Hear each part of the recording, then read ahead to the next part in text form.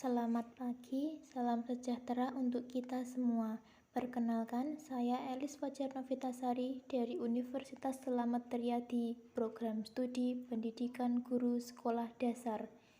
Di kesempatan kali ini, saya akan menyampaikan hasil presentasi yang telah saya buat dengan judul Instrumen Mengajar. Instrumen mengajar merupakan perangkat pembelajaran yang digunakan untuk mengelola pembelajaran yang meliputi silabus, rencana pembelajaran atau RPP, program tahunan atau Prokta, program semester atau Promes, media pembelajaran, modul pembelajaran yang di dalamnya terdapat LKS dan LKPD, serta evaluasi. Mari kita bahas mulai dari silabus. Silabus berasal dari bahasa Latin silabus yang berarti daftar, tulisan, ikhtisar, ringkasan, isi buku. Silabus digunakan untuk menyebut suatu produk pengembangan kurikulum berupa penjabaran lebih lanjut dari standar kompetensi dan kemampuan dasar yang ingin dicapai, dan pokok-pokok serta uraian materi yang perlu dipelajari peserta didik dalam mencapai standar kompetensi dan kompetensi dasar. Nah, silabus ini merupakan penjabaran dari rencana pembelajaran pada suatu atau kelompok mata pelajaran tema tertentu yang mencakup standar kompetensi, kompetensi dasar, materi pokok pembelajaran, kegiatan pembelajaran, indikator, penilaian, alokasi waktu, dan sumber atau bahan maupun alat belajar. Lalu yang kedua yaitu rencana pelaksanaan pembelajaran atau biasa disebut RPP, merupakan salah satu perangkat dalam sebuah proses belajar mengajar yang harus disiapkan guru. Guru wajib memiliki kompetensi menyusun RPP sesuai dengan ketetapan pemerintah yaitu Permendiknas nomor 41 tahun 2007. Nah, dalam penyusun RPP ada beberapa hal yang perlu diperhatikan, antara lain prinsip, komponen, dan langkah penyusunannya. Mari kita bahas mulai dari prinsip. Prinsip yang harus diperhatikan yaitu 1. Memperhatikan perbedaan individu peserta didik. 2. Mendorong partisipasi aktif peserta didik. 3. Mengembangkan budaya membaca dan menulis. 4.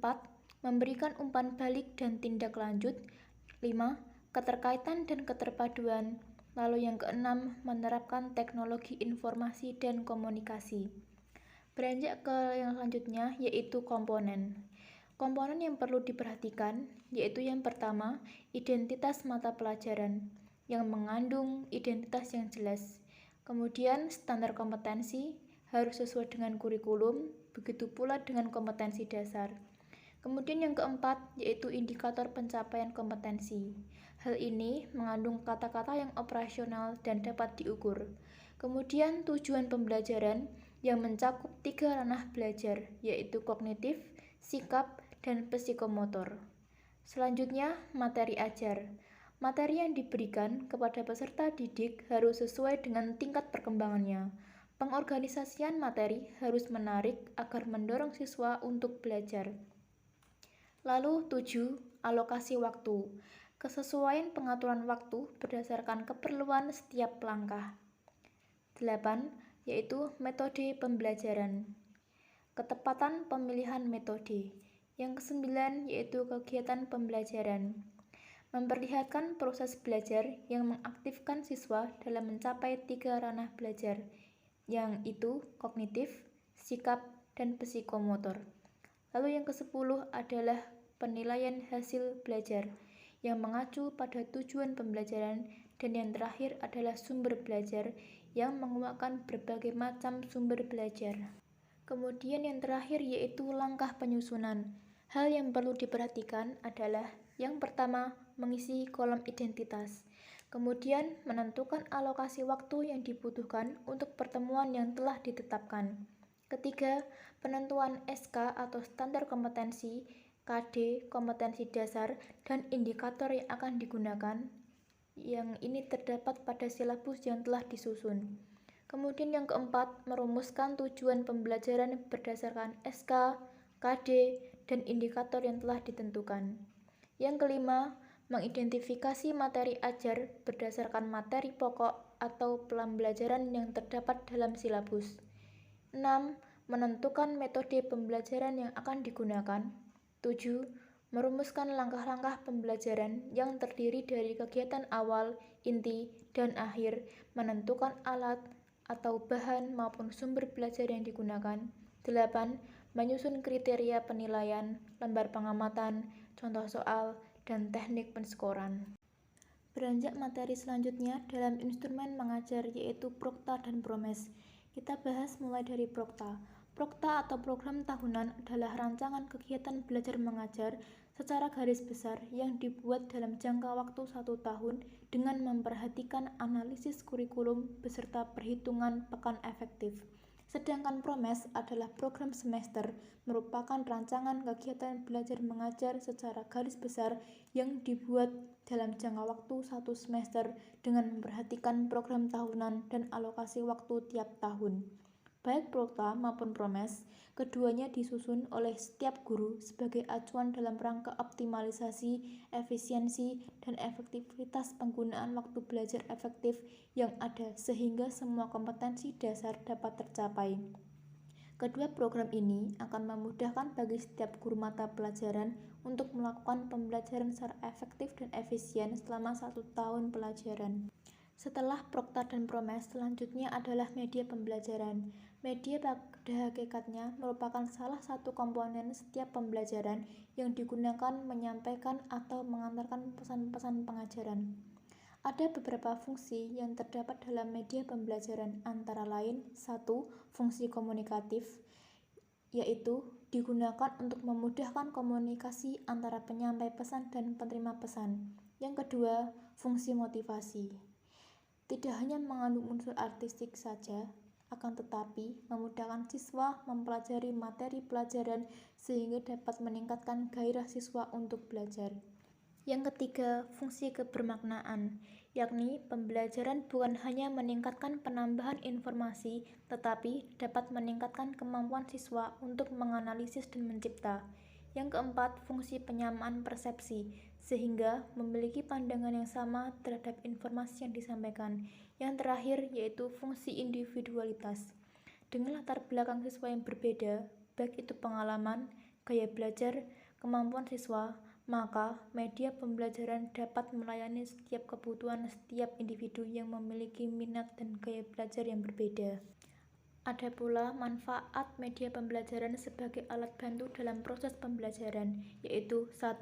Pengajaran lebih menarik perhatian siswa sehingga dapat menumbuhkan motivasi belajar. 2. Bahan pengajaran akan lebih jelas maknanya, sehingga dapat lebih dipahami siswa, serta memungkinkan siswa menguasai tujuan pembelajaran yang baik. Ketiga, metode pembelajaran yang bervariasi. Tidak semata-mata hanya komunikasi verbal melalui penuturan kata-kata lisan mengajar, siswa tidak bosan dan pengajar tidak kehabisan tenaga. Yang terakhir adalah siswa lebih banyak melakukan kegiatan belajar, sebab tidak hanya mendengarkan penjelasan dari pengajar saja, tetapi juga melakukan pengamatan belajar. Ada berbagai jenis media pembelajaran yang dapat digunakan oleh guru dalam proses belajar mengajar. Menurut Nana Sudana dan Ahmad Rifai, media pembelajaran dapat diklasifikasikan menjadi beberapa klasifikasi, yaitu yang pertama dilihat dari sifatnya. Media dibagi ke dalam 3 macam, yaitu media audio, yaitu media yang hanya didengar saja, media visual, yaitu media yang hanya dilihat saja, yang terakhir media audiovisual, yaitu jenis media yang selain mengandung unsur suara juga mengandung unsur gambar yang bisa dilihat. Lalu yang kedua, dilihat dari cara atau teknik pemakaiannya. Media dibagi ke dalam 2 macam, yaitu media yang diproyeksikan seperti film, slide, film, stripe, transparasi. Yang kedua, media yang tidak diproyeksikan seperti gambar, foto, lukisan, radio. Sedangkan menurut Yusuf Hadi Miarso, pengklasifikasian media berdasarkan ciri-ciri tertentu dikenal dengan taksonomi media, yaitu kelompok 1 yang terdiri dari media grafis, bagan, cetak, dan gambar diam. Kelompok 2 yaitu media proyeksi diam. Kelompok 3 media audio. Kelompok 4 audio ditambah media visual diam. Yang kelima, kelompok 5, gambar hidup atau film. Kelompok 6, televisi. Kelompok 7, multimedia. Ada pula media objek, yaitu benda 3 dimensi yang mengandung informasi tidak dalam bentuk penyajian tetapi melalui ciri fisiknya seperti ukuran, berat, bentuk, susunan, warna, dan fungsi. Terakhir adalah media objek adalah benda 3 dimensi yang mengandung informasi tidak dalam bentuk penyajian tetapi melalui ciri fisiknya seperti ukuran, berat, bentuk, susunan, warna, dan fungsi.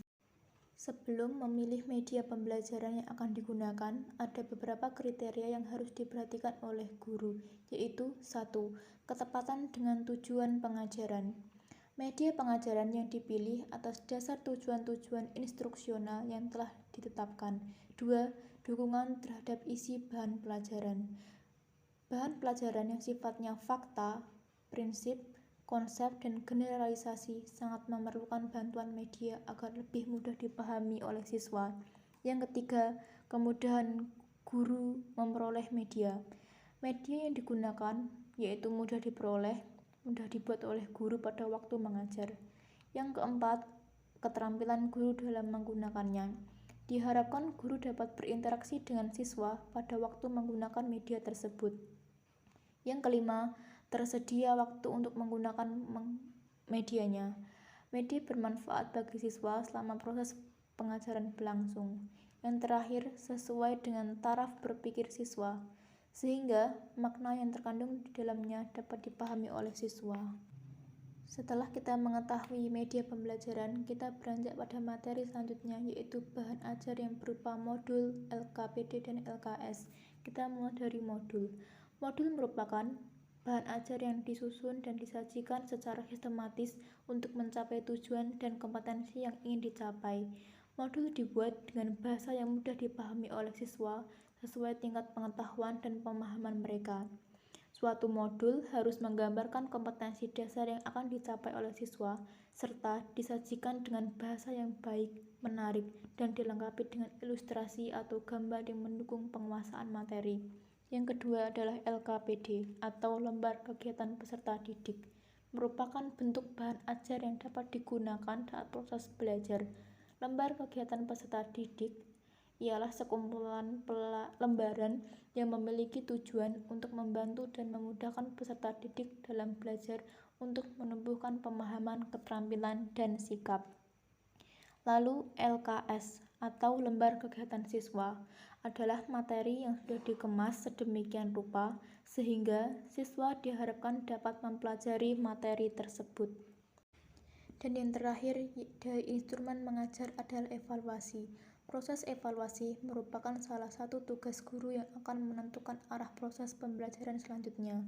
Menurut Ratu Manan, evaluasi dapat dinyatakan sebagai suatu proses sistematik dalam menentukan tingkat pencapaian tujuan instruksional.